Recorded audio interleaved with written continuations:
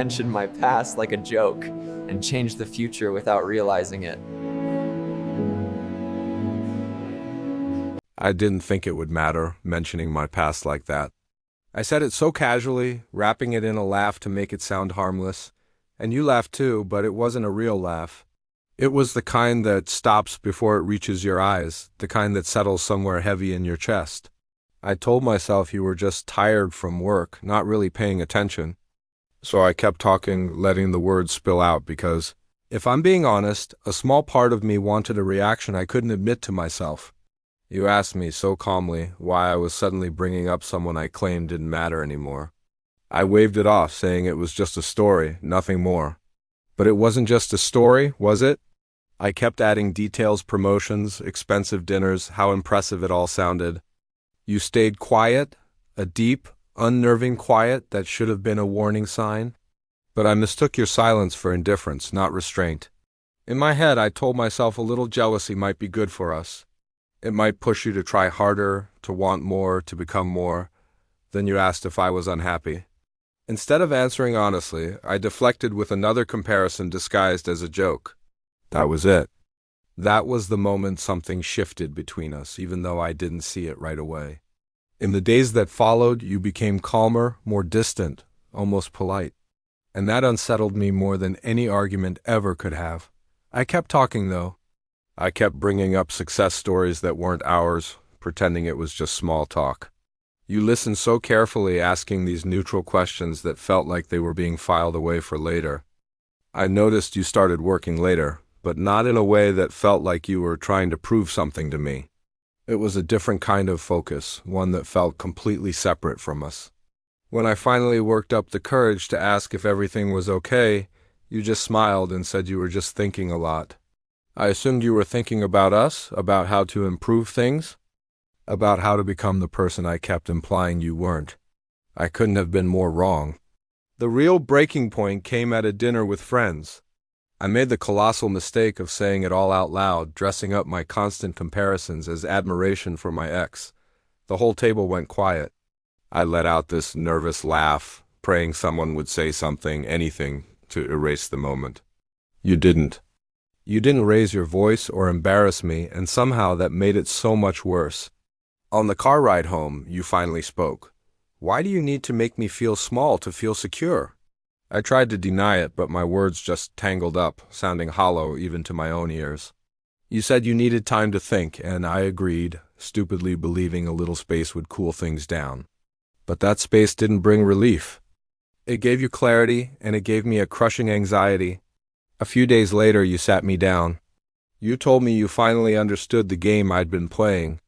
I tried to laugh it off again, my usual defense mechanism, but this time you didn't even crack a smile. You told me you'd spent the last few weeks listening instead of reacting, watching instead of defending yourself. You said you learned that I cared more about image than intimacy, more about comparison than connection. I tried to apologize, but my apology just sounded like a long list of excuses. You stopped me, gently. You said explanations are just excuses that learned how to sound reasonable.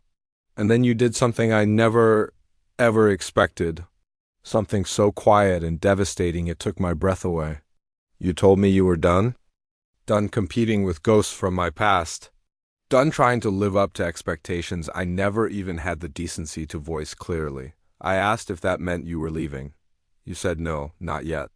You said you wanted me to feel what it was like to be constantly measured without your consent. The next week was a special kind of hell. In public you were distant. At home, you were completely unbothered by my presence. Our friends started asking me if everything was okay between us. And I just laugh it off, feeling the power dynamic shift with every forced smile. You started talking about your own plans, your own goals, with so much passion around other people, but you never once included me.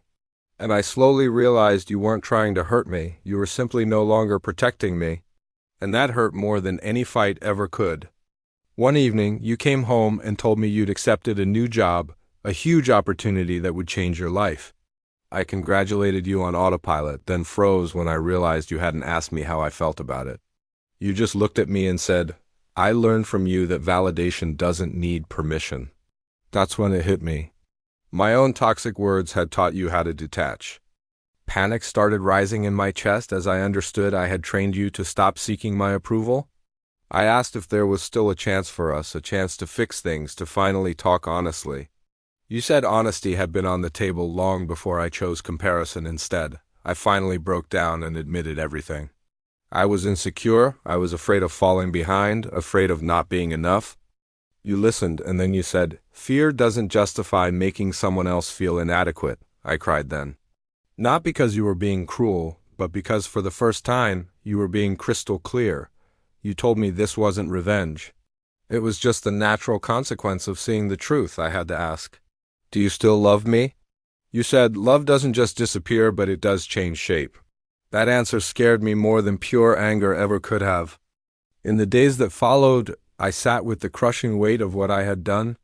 I had tried to motivate you with jealousy instead of supporting you with love. I had turned our partnership into a one-sided competition without ever asking if you even wanted to play. When you finally told me you were leaving for good, there was no drama, no shouting. Your voice was calm. You said you needed a life where you were enough, just as you are, without constant comparison. I wanted to scream, to beg you to stay, but I knew words wouldn't fix what my habits had broken. As you packed your bags, I understood the cruelest part of it all. You were right. I had used my words to brag and feel powerful, and in the end I had made myself completely powerless. When the door closed behind you, the silence that filled the apartment felt earned. It was a silence I had built piece by painful piece. I learned the hardest lesson of my life, far too late. Making someone jealous doesn't make them love you more. It just teaches them, very effectively, how to live without needing you at all. Thank you for listening. If this story resonated with you, please consider sharing it. And don't forget to subscribe for more stories about life, love, and the lessons we learn along the way.